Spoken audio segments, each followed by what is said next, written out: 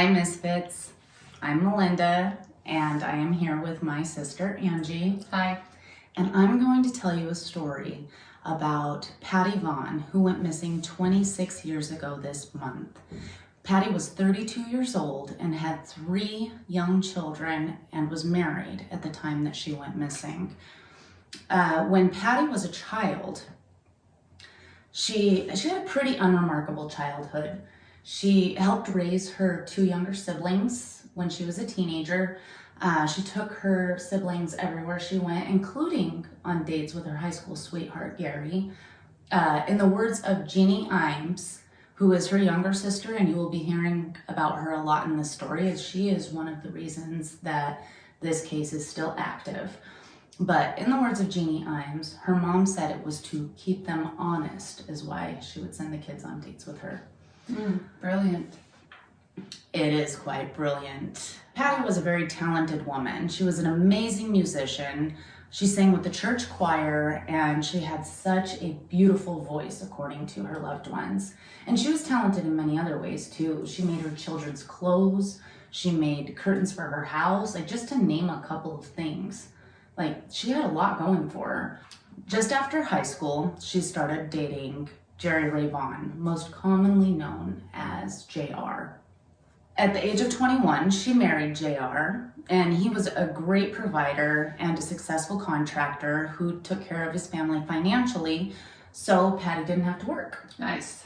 Yeah, a little bit jealous of the whole not having to work thing. I'd love to not work. We would all love to not work. Most of us would love to not work. But Patty's favorite thing in the world was being a mom. That alone completely filled her cup. After they got married, they moved around quite a bit. They moved to Maine, then to Georgia, then to Virginia, before finally settling down in Lavernia, Texas in 1990. JR landed the biggest construction jobs in their area, including building the surrounding high schools. Nice.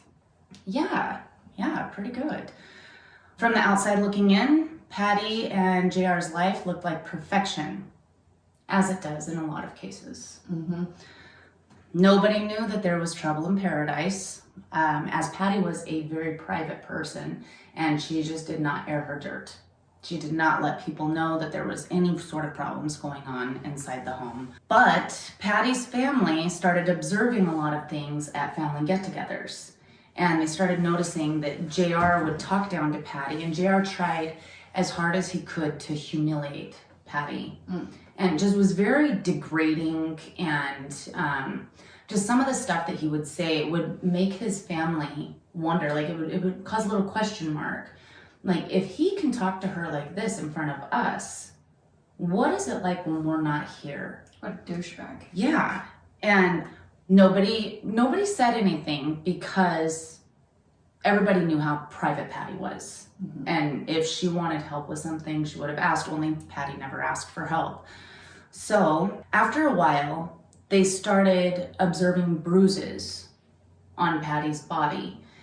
Bruises that Patty could not or would not explain where they came from. Then again, they didn't have proof that they were from JR, but they were pretty certain they were from JR. They couldn't prove it because Patty wouldn't say anything about it. And as I mentioned earlier, Patty didn't have to work, but that's not to say she didn't want to work. She wanted a job. But JR would not let her work. It was an absolute no. So finally, in October 1996, Patty had had enough, and she legally separated from JR. And at that point in time, he moved out of the home. He moved into his own place. Yes, he moved into his own apartment. In the same state? Yes, same state, same city, but moved into his own apartment. So right after that happened, Patty got a job, which she was super excited about working. And she also started a Christian band, which according to Jeannie was amazing. I told you before, her voice was beautiful. Anybody that knew Patty knows her gorgeous voice. Her family and all of her loved ones, friends included, talk about how beautiful her voice was. So the Christian band was a hit. It was going great. In the words of Jeannie Imes, Patty should have started doing things that made her happy long before she did. I love that. I love it too, and I wish she would have done that for herself also. But when you're stuck in that situation, sometimes you don't see it. You don't see the outside of it. Yeah, it's hard to look in on the way your life is. So I can understand, but thankfully she got there. Patty was too embarrassed to let people know what she was dealing with, so she just dealt with it. She just dealt with it on her own, quietly. In December of 1996, she started dating her high school sweetheart, Gary, again. Oh, the siblings knew who he was. The siblings knew who he was, absolutely. She was so happy with the way her life was starting to go. On Christmas Eve, Patty invited JR to spend the holidays with her and her children, as she wanted things to be amicable. Patty and the kids went to her family's house on Christmas Eve and with Gary.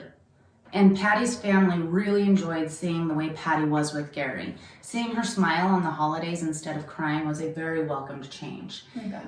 And I believe that Jeannie Imes actually said that in one of the interviews that I listened to, that that's something her mother specifically stated, was that it was a very welcomed change to see her smiling on a holiday. So at that point, Patty had requested that her mom and siblings go to Georgia for Christmas, as she knew things were getting ready to get messy with JR. Patty's mom, Patsy, is a spitfire that absolutely does not keep her mouth shut. She just can't. If there's things that she can prove, she doesn't keep her mouth shut. I have a mom like that. I do too.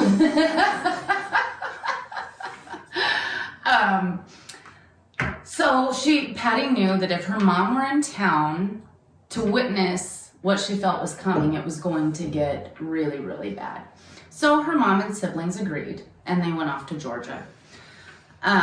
Christmas morning, Patty prepared Christmas breakfast for the Vaughn family at her home. Patty and JR ended up in an argument that, according to the Vaughn family, landed Patty in her bedroom for the day. Now, in interviews with the Vaughn family, a lot of them say that they don't even remember seeing her at the house on Christmas Day, that JR had just stated that she was in her bedroom because they were arguing. Now, I would like to point out at this point, going off of the interviews that I have listened to that Jeannie has given, this never, ever in a million years would have happened. Because Patty was the type of person that it doesn't matter if she's sobbing and she's falling apart all over the place. If there is company at her house, she is going to get up, she's going to put herself together, and she's going to come out and greet her company, and she's going to be an amazing hostess. Well, this is Christmas morning with her kids too, right? Yes, this is Christmas morning with her kids. And there's absolutely no way that Patty is going to let her kids feel any sort of way by her staying in her bedroom being upset. She would not ruin her kids' Christmas. And Jeannie actually did state that. She's like, there's no way that she would have done that to the children at all. This is completely out of character for Patty. Something else is happening because that's not normal.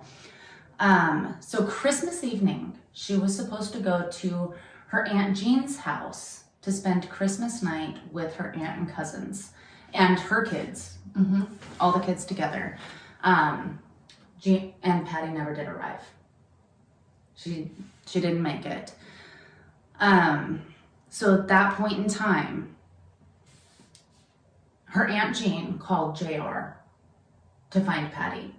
JR said, Patty and I were fighting all day long. She got upset. She left in the van at about 6:30. Super out of character. Again, super out of character, because JR also stated that the kids went and stayed the night at his sister's house on Christmas night. The kids went and spent the night at his sister's house. Patty never would have agreed to that. She wouldn't have spent Christmas without her children. Right? Just wouldn't have happened. At that point in time, the police were called. because nobody could find Patty. So the police were called. The police stated that since Patty was an adult and her, The police stated that since Patty was an adult and her husband said that she was upset when she left the day before, that she couldn't be reported as missing until 48 hours had gone by. It was explained to the police that this was very much out of character for Patty, and she would never leave her kids on Christmas. So at the same time that this is happening, her Aunt Jean, or one of her cousins actually called Jeannie in Georgia and told Jeannie what was happening and said, hey, I think there's something wrong here. I think your sister might be missing. So immediately, Jeannie and her brothers get in the car, head home from Georgia. By the time that they got here, or there in Lavernia, by the time they got to Patty's house, JR was in the driveway speaking to a reporter. And when he saw them pull up, he hung his head and said, oh shit, her brothers are here. Which I'm pretty sure that meant he knew he was in trouble. Then again, he reiterated that they had gotten in a fight. She got in the van around 6:30 and she left. The next day, so this is the 27th, so December 27th at this point in time, her van was spotted 15 miles away from her home, 1 mile away from her work. The person that spotted her van is actually her boss. And he said that her van was abandoned on the side of the road. So he pulls over to inspect it because he's weirded out about this a little bit because he had just driven past there an hour and a half prior and her van was not there. So somebody had literally just dropped it off. So when he goes up to the van, he sees it's got a flat tire. And he looks inside the van, and the reason he gets a little wonky about this is because the van is spotless. Now remember, Patty has 3 small children, ages ranging from 5 years old to 9 years old. Whose van is clean? Who has a clean van? Not me. No, nobody has a clean van with those little kids. And so he called JR and he said, hey, I found your wife's van. JR was listed as her emergency contact. And the boss did know that there was this separation with Patty and JR. And so he told him, he said, you bring me the keys, I'll take care of the van. Like, I've got this, no problem. JR says, oh man, I'm sorry. I can only meet you maybe halfway. I'm on my way to the courthouse to file for divorce. Your wife's missing and you're filing for divorce? Your wife is missing and you're filing for divorce. Red flags. So the boss gets the police out there and they look over the van. First thing they notice is with the flat tire, the air was literally let out of the tire, manually let out of the tire. They do it like this. Well, manually let out of the Push the little tire. And you just Crushing your head. push the little thing in. I don't know how to let air out of a tire. I just assumed. She knows how. Gangster shit. She knows how. She is older than me. She knows all the tricks. Anywho, the craziest thing in this van, when they did their search, no fingerprints. Oh. Inside or outside of the van. Patty's fingerprints are not there. No prints from the children. The 5-year-old, the 7-year-old, and the 9-year-old. No prints from any children, from anybody. It's squeaky clean. Okay, red flag number 2. Then they see that the carpets have been shampooed. Okay, so they test the carpets and test positive for Patty's blood. All right. They also found DNA from one other female. They did not explain what type of DNA they found or who the female was, as this is still an active investigation. All we know, there is another type of DNA from an unknown female in the van. And there's also this pile of clothes that's in the van, like this random pile of clothes. Like, you know those mechanic jumpsuits? Like the long sleeve, full body jumpsuits. Like the denim ones? Yeah, like blue or whatever. So it's red, but yeah, it's like a full mechanic jumpsuit is in there, and some other super random clothes that don't make any sense to anybody. Huh. Like, obviously they were just placed there to try to throw people off, but yeah, so that also was random. So at this point in time, search parties happen. Like, Patty is now being looked for, and they're searching all the surrounding fields, all the surrounding areas. Except she's been gone for how long at this point? So she disappeared on Christmas evening, but not too many people saw her Christmas morning, so okay, we'll just say 6:30 because... Did her kids see her Christmas morning? Yeah, that we don't know. Oh. We don't know the answer to that. But the only timeline we have is what JR says, 6:30. Okay. So we'll just go off of that. So this is now the 27th. So she's been missing for 2 days.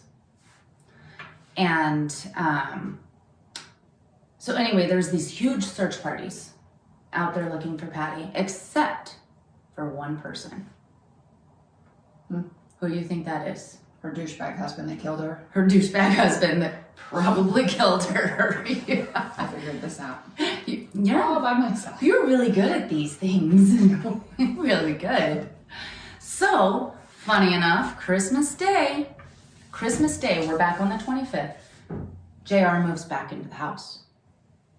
Well, yeah, because it's empty. She doesn't live there anymore because he killed her. Right. But he moves back into the house. So when the police go check out his apartment, they talk to the apartment manager or landlord, whatever you want to call him.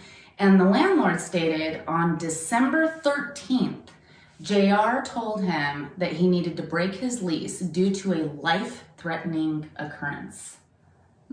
This is December 13th. So a couple of weeks. So he's been planning this for a while. He's been planning this.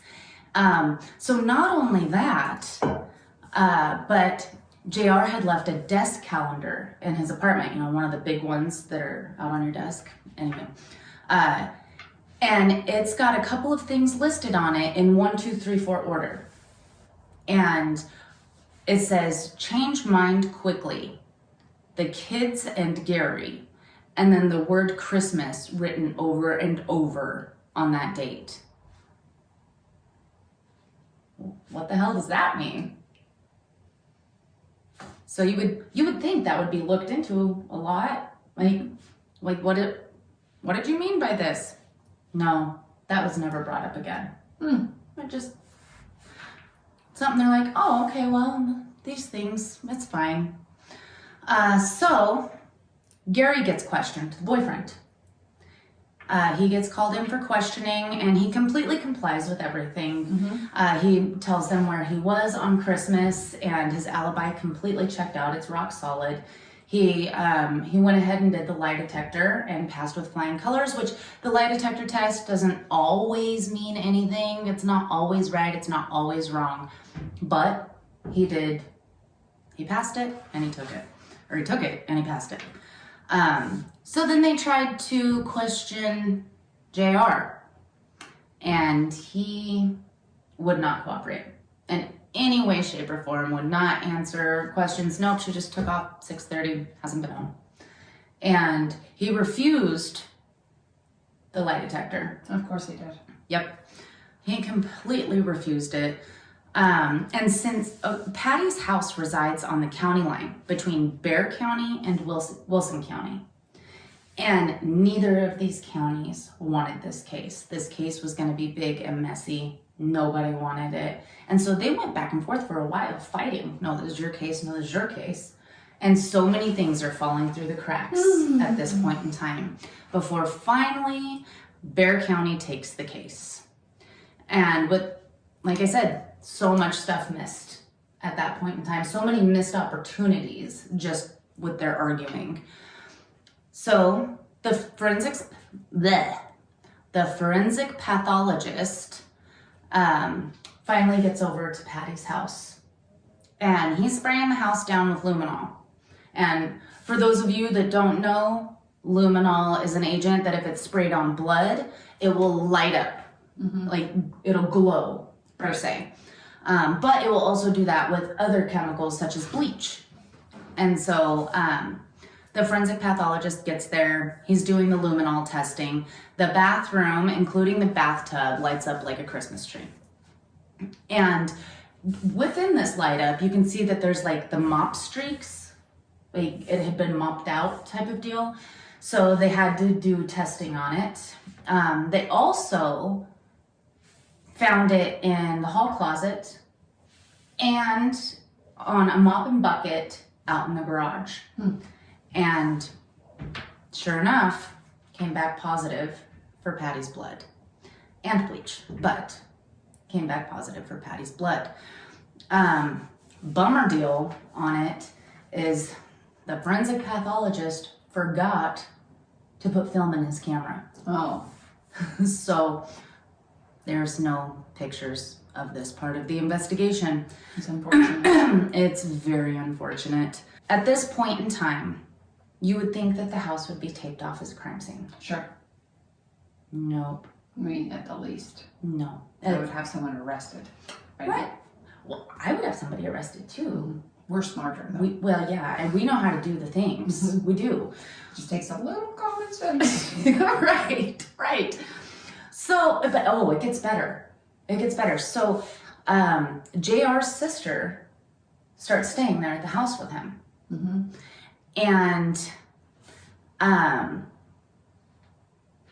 when the investigators came to try to do their investigation of the house, their search of the house and everything, there was so much interference by JR's sister that the investigators, hold on, let me quote this.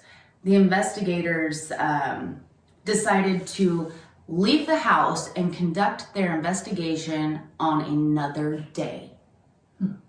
What in the shit is that? Like, oh, you're impeding my investigation. Instead of get the fuck out of the house, it's, I'll come back later. I'm just gonna do this later. It's fine, no big deal.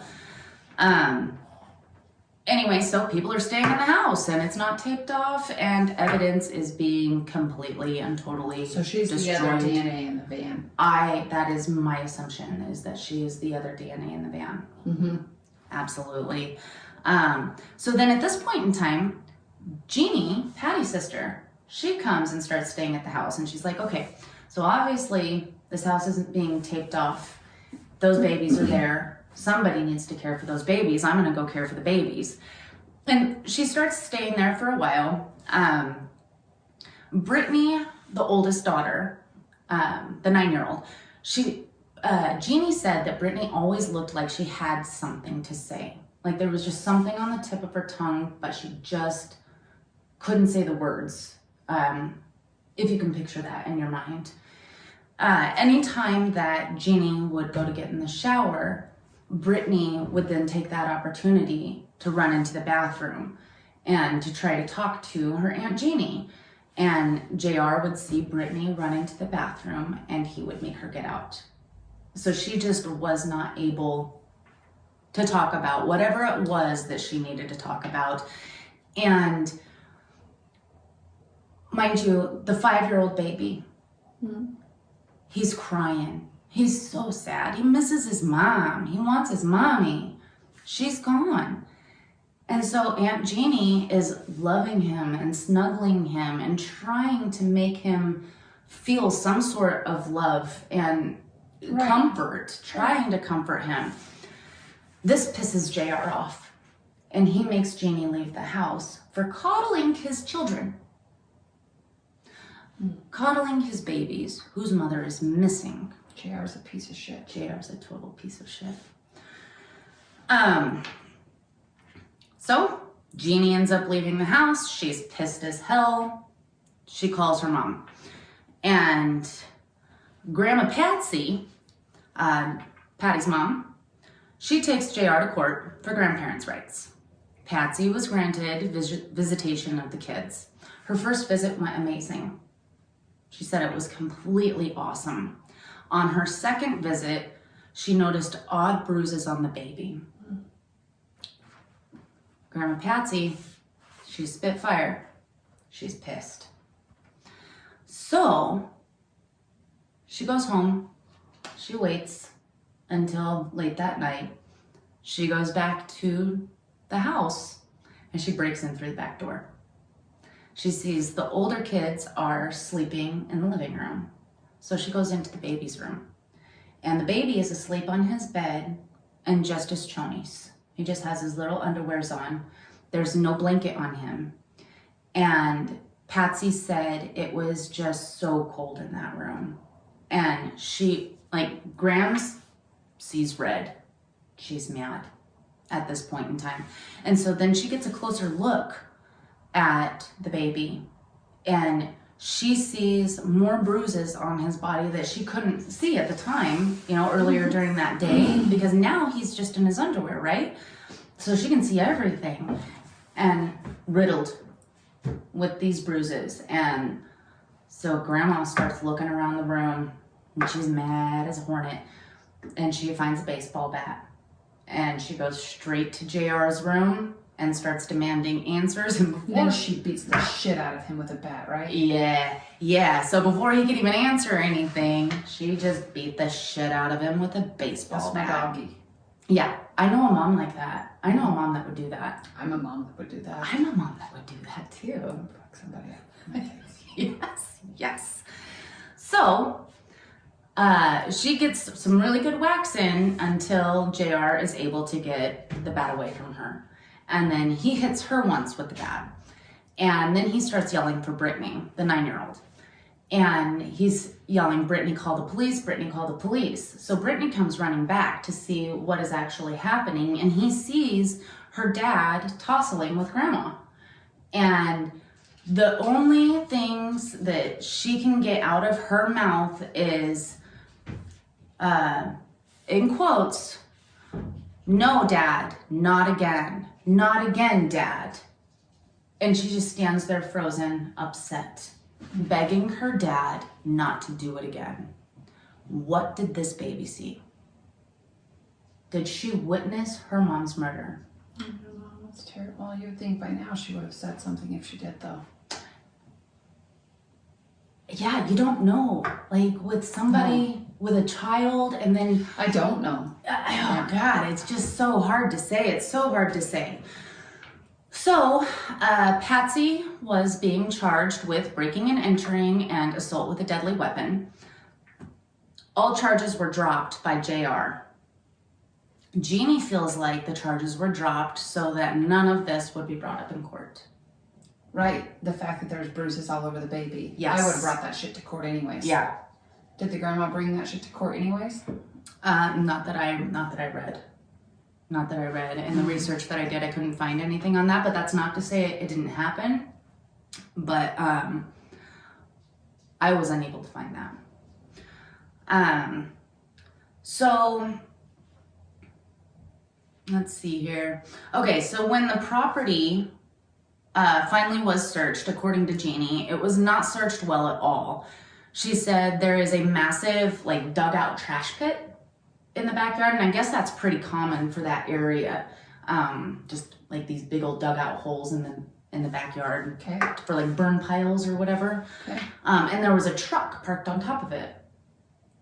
The police didn't even search that. They didn't even look in it.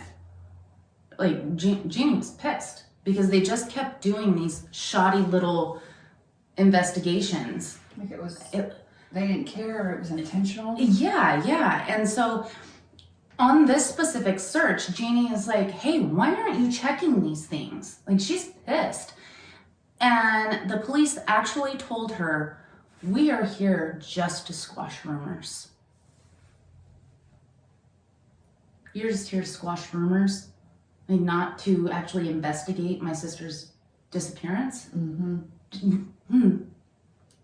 Nope. After Bexar County, the FBI takes over the case. And the FBI actually had this case until 9/11 happened. So until 2001. But then they needed all agents at that point in time for 9/11, so the Texas Rangers took over the case, and the Texas Rangers still have this case to this day. They say there are no other potential suspects. Nobody other than JR had motive or opportunity. Nobody else in Patty's life had motive or opportunity. Okay. So are you going to do something about that? Whatever. Jeannie said it was within a few months to a year. She couldn't exactly pin the exact time frame on this, but a construction worker that worked for JR actually tracked down Patsy. So Mama Bear tracks down Patsy and says, hey, I have this situation that is really, really weighing on my heart and my mind, and I got to get this off my chest. So this specific worker worked on Natalia High School with JR's company.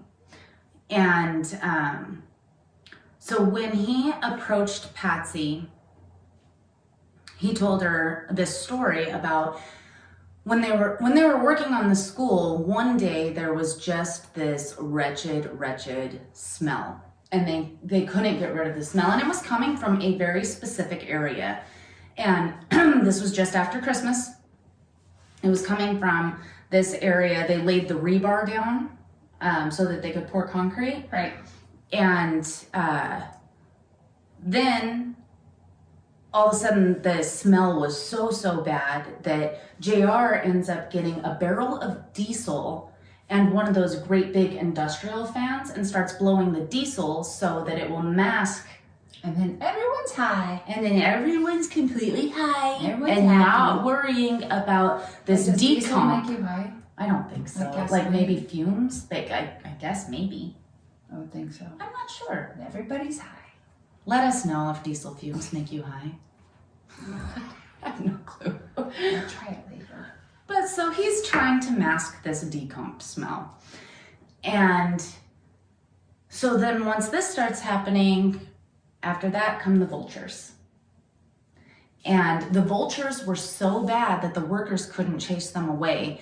And so the workers actually took their roofing nail guns and were like shooting the vultures with their roofing nail Those guns. vultures just fly down Right. at construction sites. At construction sites without dead Where is bodies. This is in Texas. Livonia, Texas. So they have a lot of vultures there, obviously. I mean, I would assume like there's It's so weird though, because they just pretty much eat dead carcasses. carcasses. Yes. Yeah.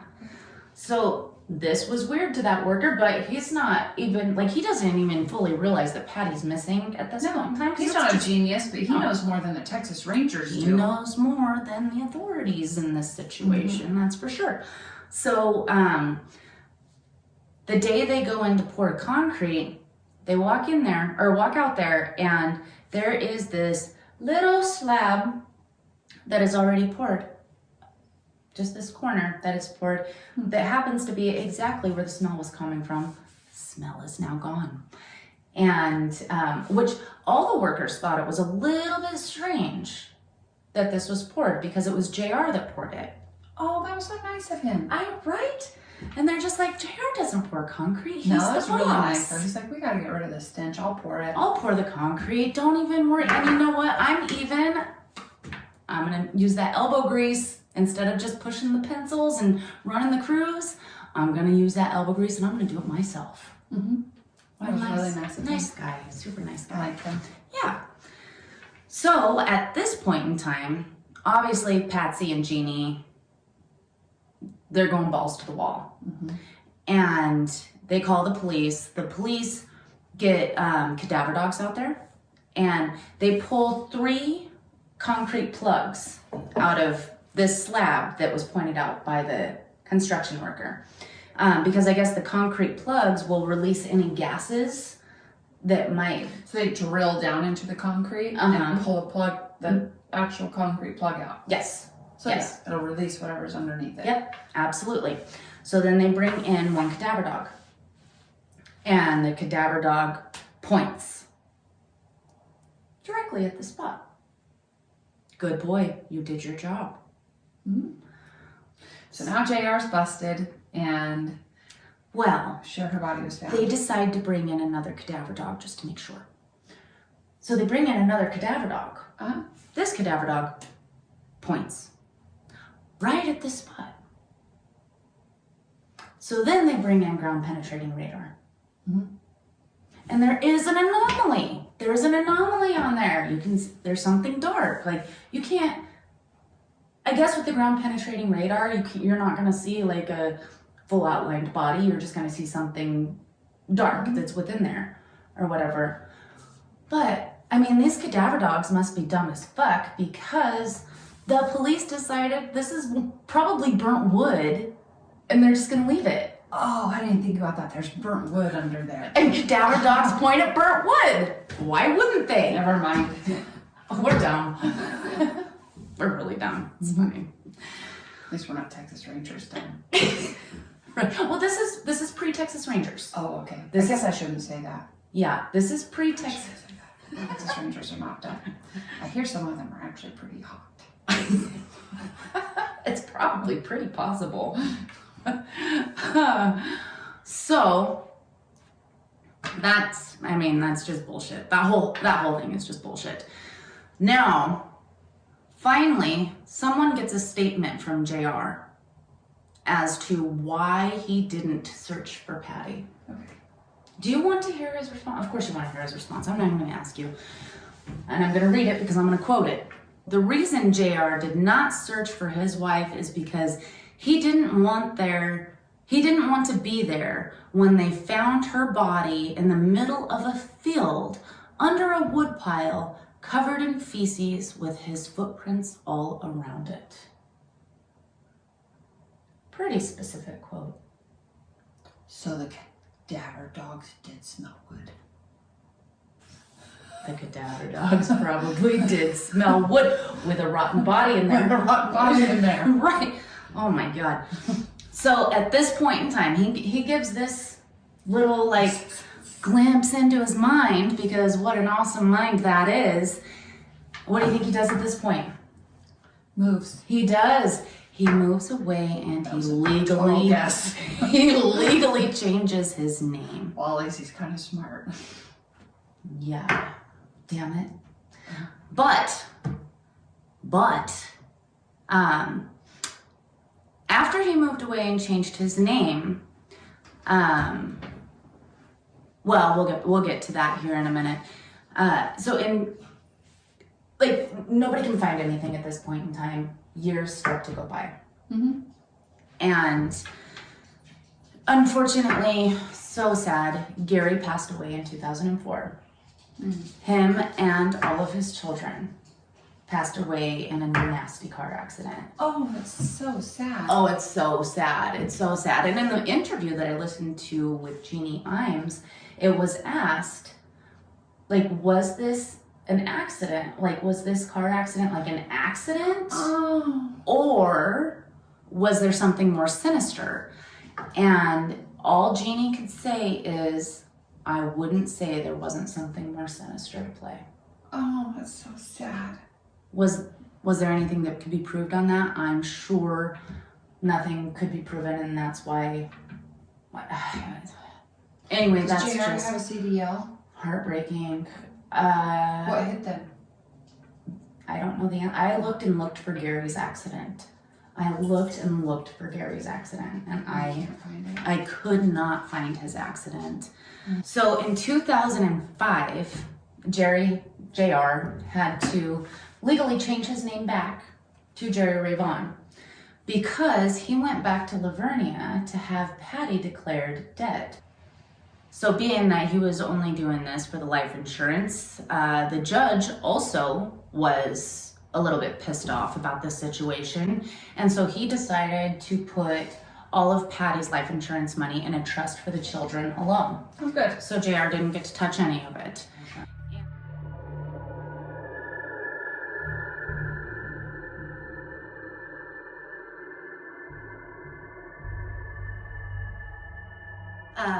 Patty Vaughn was born Patty Inez Brightwell, August 17th, 1964. Her parents were Patsy Wallace and Bill Brightwell. She married Jerry Ray Vaughn, Jr., May 18th, 1985. Her children are Brittany, who was born August 20th, 1987, Ray, who was born September 8th, 1988, and Tyler, who was born August 29th, 1990. Patty, I should have had this down here, sorry about that. Patty has blonde to light brown curly hair with green eyes. She is 5'6" to 5'7" and weighs 120 to 135 pounds. Patty's ears are pierced, her maiden name is Brightwell, and her last name may be spelled Vaughn by certain agencies. She has a small mole on the right side of her chin and an appendectomy scar on her abdomen. The investigators on this case were Bexar County Sheriff's Department, Wilson County Sheriff's Department, the FBI, and Texas Rangers. It is showing that the investigation agency that you can send any information to is Bexar County, but last I read, Texas Rangers is who has this case. So I will put all of that information in the show notes, just in case you do know somebody or know somebody who knows somebody or somebody that may know Patty Vaughn or where Patty Vaughn may be at this moment, and maybe we can bring some closure to her family. So I would like to give credit where credit is due, and I got some of this information from an interview that I listened to with Jeannie Imes. The interview was on a podcast called The Beat of My Drum. It was a very, very interesting interview. There are lots of interviews that you can read, but this one Jeannie is actually on, and it's fantastic. So I suggest going to the podcast, The Beat of My Drum. You can also watch a segment on the show Disappeared. The segment is named Silent Night, and it is season 11, episode 13, and it was aired March 28th, 2011. So if you would like to go watch that episode, that would be fantastic too. And I will have all of this information in the show notes, along with pictures of Patty and the rest of her family. And thank you so much for joining Mystery Loves Company. Have a good night. Good night.